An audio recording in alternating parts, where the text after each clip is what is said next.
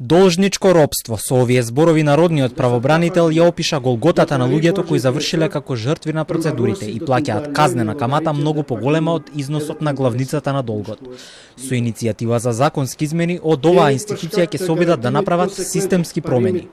Целта е да не се дозволи казнената камата да биде поголема од главницата.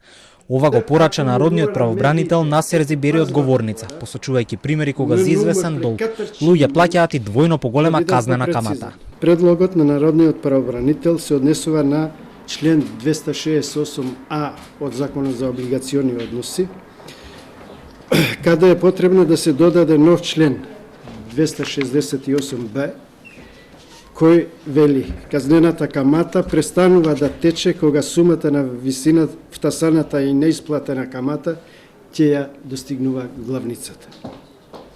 Следствено на ова треба да се направат и измени во Законот за извршување. Според годишните извештаи, представките кои се однесуваат на извршителите се најбројни во сандачето на институцијата. Загрозена е екзистенцијата на должниците кои до крајот на животот не се во можност да го исплатат целиот долг, нотира чуварот на слободите и правата на луѓето.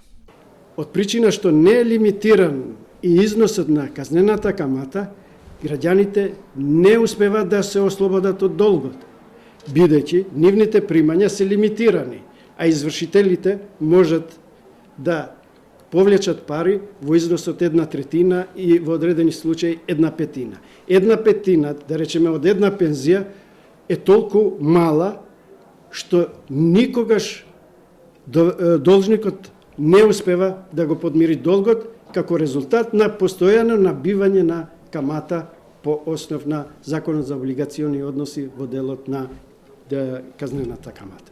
Народниот правобранител уште пред 4 години даде препорака да се измени законот, но досега тоа не најде на слух кај никој од надлежните. Затоа Зибери сега упати повеќе до владата, но и до пратениците, сериозно да ја разгледаат иницијативата, особено во овие кризни и тешки економски времиња.